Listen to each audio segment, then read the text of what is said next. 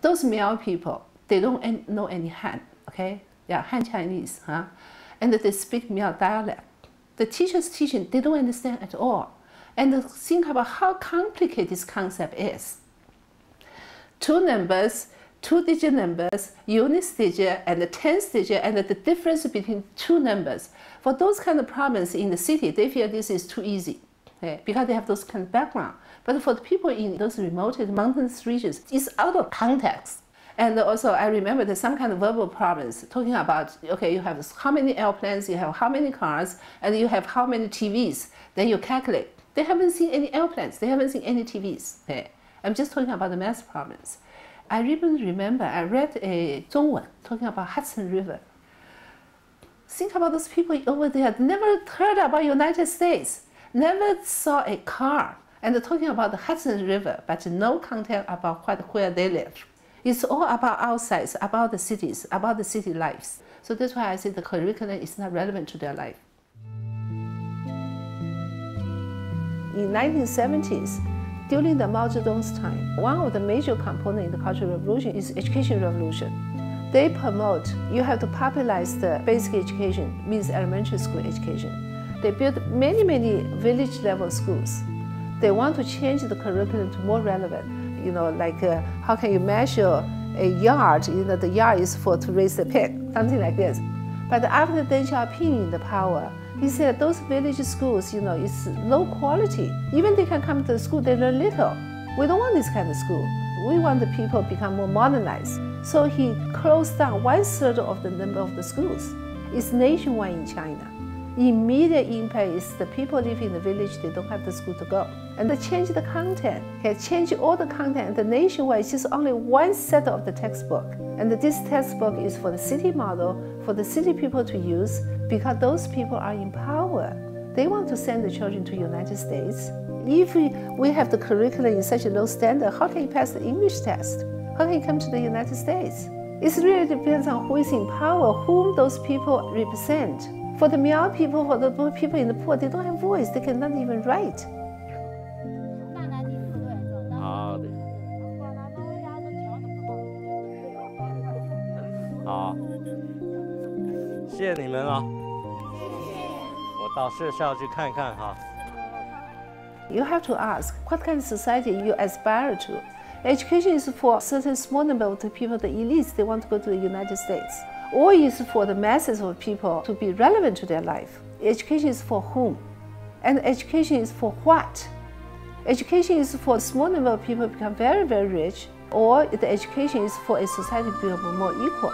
This is a whole big area about the development, about the education, about the economic, about the governmental political policy. When I first joined the Zigen, we advocacy for alternative, sustainable, human-centered development is just in contrast to this kind of developmental model right now. 我们有6个孩子，现在在这里饭也吃不开。我知道，这个我们就是来了解情况，因为有时候不来不知道这个情况，对不对？虽然上面是报告了，可是真的有时候不知道，所以我们还希望了解情况，然后回去看看能需要什么就做什么，一步步来走。我知道你们生活条件很艰苦的，所以呢，不过孩子读书很重要，因为孩子不读书呢，将来没有知识，他没有办法改变自己的命运哈。我们对那些娃娃嘛，不读书的可多了。是的，我知道。年龄好些不读。是。自从1949年共产党掌握政权以后呢，在最开始这个基础教育是几乎没有的，在大面积的村庄里是没有学校的，所以也谈不上有什么学费免费或不免费的。但是到了60年代和70年代的时候呢，农村有个集体经济，所以呢，它能够有一部分资金拿出来办学，在这些大部分学校里呢，它是基本免费的。但是呢，到了80年代，进入了90年代呢，整个中国社会呢，因为它是一种市场经济改革，基本上很多事情呢，原来是免费的或是带有社会主义性质的东西呢，实行了市场化了，像医疗、教育。所以呢，自从80年代以后，到了90年代，农村的这个基础教育，小学和中学的这个费用一直在增长。这种市场化的趋向是不利于这个，特别是落后地区的农村，特别是市场竞争劣势的农民的。这种农民呢，他们在这种市场竞争中经常是失败者，而且这种市场对失败者要进行惩罚的，因为他们失败，所以会使他们更落后，因为他们落后呢，他们还会再失败，他们会陷入一种就是恶性的循环。所以呢，就是说，我并不认为就是说以前的这个就是计划经济呢是很成功的，它这个市场有时候是不可避免的，在这种历史阶段中是这样的。但是呢，除了市场之外呢，还有另外2种力量，其中一种力量是政府。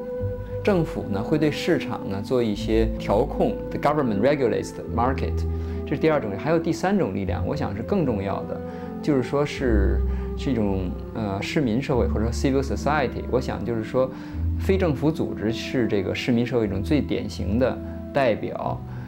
我们可以比较这3部分。市场经济它的代表呢是公司，公司它行事它的原则呢是利润，就是为了赚钱。其次呢，它的这个赚钱的方式呢是采取一种自愿的原则，就是说呢，买和卖呢都不是通过强迫。政府就不一样，政府的它的目标呢不是利润，而是为了一种公共利益或者是 public good、public interest。但是呢，它采取的手段呢是强迫性的，比如说政府要收税。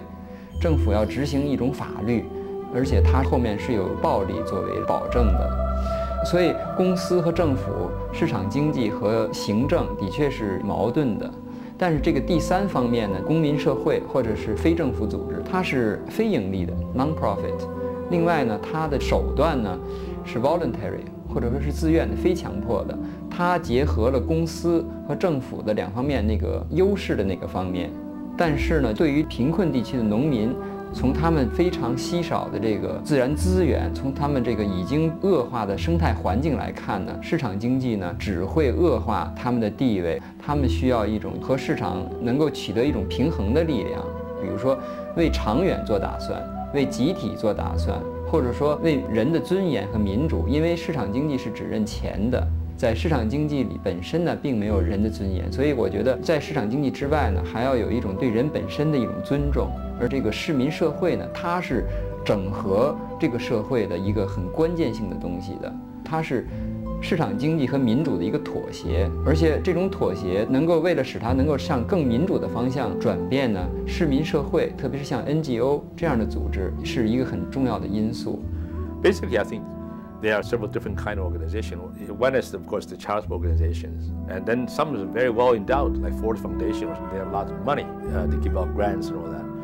And then there are smaller organizations. The main task is actually advocacy. They raise consciousness. And once the consciousness is there, then maybe some more money will go in and things will follow. In the case of, say, the education of girl child, the project, once the idea catches on, this is a right. The girl in Leisan, male minority girls, for them to go to school, to get decent education, it's their right. And we have to work collectively to ensure their rights are not deprived. Once you have this kind of consciousness, then there'll be a lot of change. But personally, I'm not convinced these charitable organizations are the right way to approach the issue of development. Some different approach definitely is needed for several reasons.